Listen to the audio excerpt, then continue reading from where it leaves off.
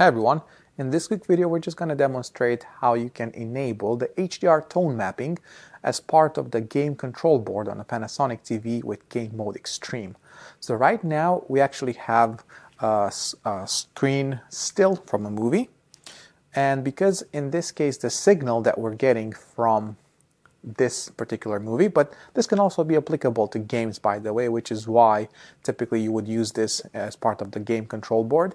You can see here you can control the tone mapping, so you can go from dynamic to normal to clipping.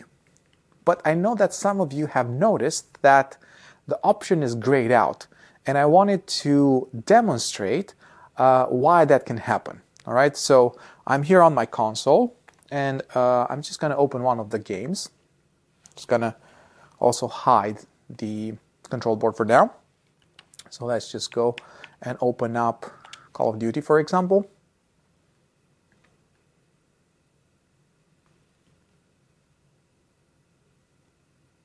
All right, so even on this section, I don't know if you noticed, but on the top right we got a small split-second display saying Dolby Vision.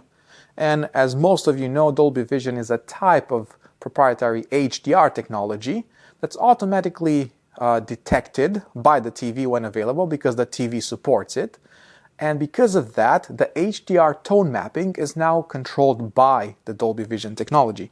So if I want to go into the game control board again, and let's say I want to switch between the different HDR tone maps, you will notice that the option is grayed out, right? Why? Because Dolby Vision has taken over, and you can already see there at the top it says Dolby Vision. So please bear this in mind. It doesn't mean that this is a fault. It means that the TV is already using the tone mapping provided by Dolby Vision.